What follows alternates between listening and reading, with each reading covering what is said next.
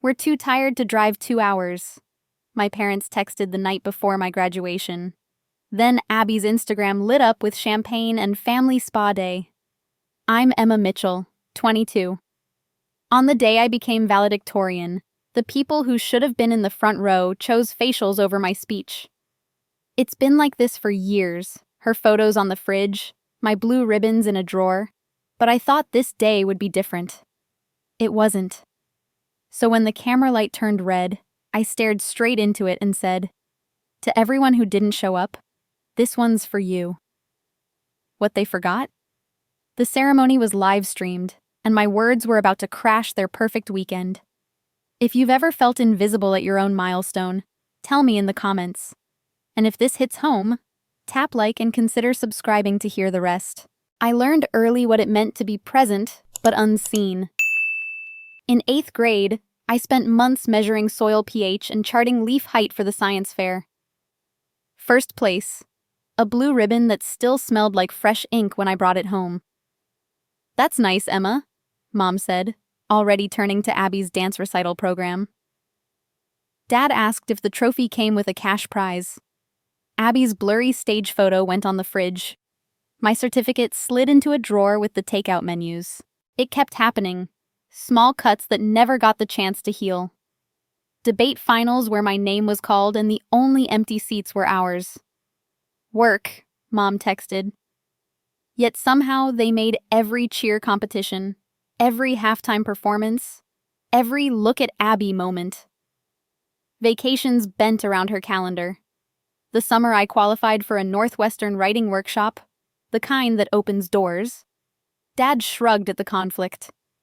"You can always find another workshop." Abby already invited friends to the Bahamas. They sent me a photo of the view.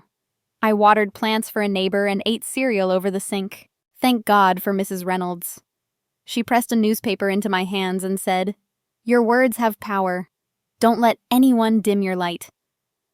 When the workshop fell through, she got me into a local newsroom for a week. Ink under my nails, coffee on my sleeve, a byline no one at home mentioned. College was supposed to be the escape hatch. 4 hours away felt like another planet. Jessie, the kind of friend who notices when you stop pretending, found me on the dorm floor after midterms, counting breaths between sobs because 2 B's and a C felt like proof that I wasn't special, just loud about trying. She sat with me until the edges of the panic softened. Tom came later with terrible coffee and a question no one in my house ever asked. "What do you need?" I told myself I didn't need anything, so I built a new religion. Perfect scores as prayers, scholarships as sacraments, office hours as confession. If I stacked enough achievements, maybe the view from home would finally tilt toward me. Maybe a report card could become a lighthouse. Maybe love was something you could earn by staying late at the library. The thing about lighthouses, though, they don't move. You do. Senior year narrowed my world to checklists and quiet bargains with myself. One more draft, one more late night, and maybe the house I grew up in would finally tilt my way. When the email arrived, Valedictorian, I reread it until the words stopped blurring. Me. Top of the class. The speech, the cap, the moment. Surely this would be the thing that made them show up. I called home shaking. Mom put me on speaker over a TV laugh track. "That's nice, honey. What does it mean?" Dad's voice floated from somewhere off screen. "Tell her congrats." I wrote their names on the first 2 invitations anyway. I bought cardstock, practiced calligraphy, tucked a note inside. It would mean everything to see you there. That weekend I drove the 2 hours, timed for dinner. Abby filled the room with stories of stylists and rooftop parties. My father glanced at the envelopes. I built the speech with Mrs. Reynolds at a coffee shop, paragraph by paragraph. A steady argument for resilience. She circled verbs, pushed me to be clearer, braver.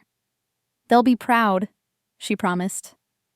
I wanted to believe her. 2 weeks out, I could almost see them in the front row. 3 days before graduation, the phone rang. Dad. "We've been thinking," he said in that tight, practical voice. "Traffic's a nightmare. The ceremony's long. We're just too tired. The words scraped like sandpaper. You promised, I said quietly. I'm giving the speech. He offered a consolation prize. Maybe an aunt could come, take pictures, then hung up. Jessie found me curled on the dorm rug, eyes raw. Say it out loud, she urged. Let it exist in daylight. Tom came with coffee strong enough to etch glass. Whatever you choose, we're here, he said, steady as a metronome. I decided to stick to the original draft.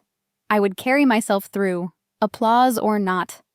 I layered makeup over a puffy face, laid a navy dress under my gown, pinned my cap with hands that finally stopped shaking. Tom brought sunflowers and a small wrapped box. Open it later, he murmured. Then Mrs. Reynolds appeared in a floral dress with a velvet case, an antique silver pen, her grandmother's. One boundary breaker to another. I could have cried. At 6 a.m., muscle memory had me scrolling. Abby's story froze my thumb. Clinking flutes, plush robes, my mother's arm around her. Family spa day. So needed this. Timestamps don't lie. While I was choosing between hope and humiliation, they chose facials. I took screenshots and sent them to Jessie. Abby texted minutes later. Don't be dramatic. Not everything is about you and your school stuff. Something hard inside me softened into resolve. I opened a blank document and started again, from the truth this time. 2 versions went into the folder, the safe speech, and the one that finally said what years of politeness had swallowed. When the dean called my name and the live stream blinked on, I set pages on the podium and looked up. The dean finished. I stepped to the podium with 2 pages, the safe speech and the honest one. I chose the honest one. 4 years ago, we came here for knowledge, I said. Some of us came here to be seen. I paused, looked at the 3 empty seats reserved for my family. I'm proud to be your valedictorian, but grades and awards don't fix it when the people who should show up don't. The hall went still. My parents told me they were too tired to come. I lifted my eyes to the live stream camera. Last night they posted a spa day with my sister. To everyone who didn't show up, not just today but for years, this one's for you. Silence. Then a wave of applause, loud and long. Students stood. A professor covered his face. Jessie clapped over her head and shouted my name. Tom nodded once, steady and proud. Mrs. Reynolds filmed with tears on her cheeks. I finished the speech and returned to my seat. My phone started buzzing in my gown pocket. I ignored it. After the ceremony, people lined up. Handshakes, quick hugs. Thank you. I felt that. Me too. The university president leaned in. Unexpected and necessary. I exhaled for what felt like the first time that day. We went to Giovanni's for lunch. Sparkling cider, breadsticks, simple food. We replayed moments from the ceremony. For 2 hours, I let myself enjoy it. Then I remembered I'd left my diploma cover on my chair and ran back to the auditorium while Jessie and Tom headed to the dorm to start packing. The auditorium was quiet. I walked down the aisle, grabbed the maroon cover, and turned toward the exit. Abby stood in the doorway. Designer blouse. Fresh blowout. Eyes already angry. We drove 4 hours to fix the mess you made, she said. Mom's been crying. Dad's furious. How could you do that to us? I held up my phone, opened her story, and raised the screen between us. Champagne, robes, my mother's arm around her. You posted this last night. You told me they were too tired. Her jaw tightened. Not everything is about you and your school stuff. My valedictorian speech is school stuff? I took 1 step closer. Name 1 time they chose me over you. 1 debate they attended instead of a cheer event. 1 vacation planned around my schedule. Just 1. She opened her mouth, nothing came out. They said you didn't want to be included, she said, voice lower. That you preferred books. That you looked down on us. I worked because it was the only time anyone said good job to me, I said. I wanted to be included. Her eyes filled. Mascara slipped. She sat on the nearest seat like her knees had gone soft. It's exhausting, she admitted. Being what they want. I never asked for it. A security guard poked his head in. Everything okay here? We're fine, I said. He nodded and left. Abby wiped her face with her fingers. Mom and Dad are at your dorm looking for you. My friends are there, I said. I'm not letting them corner Jessie. I'll come with you, Abby said, surprising both of us. We walked out together. The parking lot heat pressed up from the asphalt. In the car, she buckled in without speaking. My phone buzzed again. Dad, twice. Mom, then a stream from Abby. I put it face down. I'm driving to the dorm, I said. We'll talk to them once. No yelling, no lying. She nodded. Okay. I started the engine. The speech was over. The confrontation was next. They were waiting outside my dorm. Mom's lipstick was too bright. Dad's arms were crossed. Jessie stood inside the doorway, ready if I needed her. Abby stopped beside me, not with them. Finally, Mom said. We've been here an hour. You ignore our calls. I was graduating, I answered, unlocking the door. From the ceremony you skipped. I held the door. Jessie stays. Inside, Dad started in. After that stunt on stage, you owe your mother an apology. No more vague claims, I said. I set a clasp envelope on the desk and pulled out what I'd brought. Calendars, screenshots, receipts. If we're going to talk, we're going to use specifics. I lined them up in a row. 16th birthdays, Abby, card title. Me, $50 bookstore gift card. Next sheet. Laptops, Abby, new MacBook Pro. Me, refurb model, 2 years older. I unfolded color-coded calendars. My junior and senior years. I had 39 school events. You showed up to 8. Abby had 47. You made 45. When mine didn't conflict with hers, you came. When they did, you didn't. Mom tried to wave it off. We're not doing a spreadsheet of gifts and calendars. We paid for college. My scholarship covered tuition, I said, sliding forward the award letter and bursar statements with circled lines. You covered freshman housing and half of sophomore. I thanked you then. I'm not letting that erase everything else. Abby spoke up. They told Emma they were too tired. We still went to the spa, she said, facing them. You lied. Mom snapped. Abigail! Stop, Abby said, firmer. She moved to stand at my shoulder. We have to stop pretending. Dad turned to me. You humiliated us publicly. I told the truth, I said. If the truth is embarrassing, that's because of what you did. He stepped closer, trying to crowd me like when I was 16 and asked to attend a writing camp. I didn't move. You resent my academics, I said, even. You were the smart one in your family. You settled into safe. My awards reminded you of what you didn't do. His jaw tightened. He looked away. I faced Mom.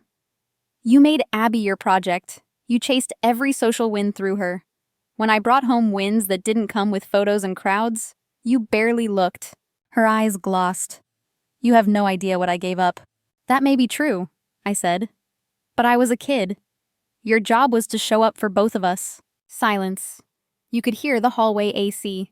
Dad finally asked, What do you want? 3 things, I said. Honesty. No more too tired while posting spa photos. Accountability. You acknowledge the favoritism, out loud, not sorry you felt, and boundaries. If you start minimizing or gaslighting, I end the call. If I'm invited and then ignored, I leave. Abby nodded. I'm with her. Mom blinked. What does that mean? It means if Emma isn't included, or you sideline her, I won't attend, Abby said. Her voice didn't shake. Dad's phone vibrated. He checked it, color draining. He turned the screen to Mom. My speech, clipped by the university account, share count jumping. He looked back at me, angry and unsettled. This isn't over. This? It doesn't need to be, I said, gathering the papers back into the envelope. But it won't go back to what it was. I opened the door. We're done for today. I'll text you both with times next week when I'm available for a call. If you start rewriting history, the call ends. Mom stood, at a loss for once. Dad lowered his eyes. Abby squeezed my hand. Jessie exhaled behind me. You okay? I am, I said. And this time it was true. I didn't sleep much after the dorm showdown. I packed, turned off my phone, and let the quiet settle. The next morning, I set boundaries in a group text. No more too tired, no more rewriting history. Calls by appointment only. Then I got on with my life. New York made that easier. I found a tiny place in Brooklyn, started at the Atlantic, and filled my days with work that demanded focus instead of approval. Jesse visited. Tom checked in.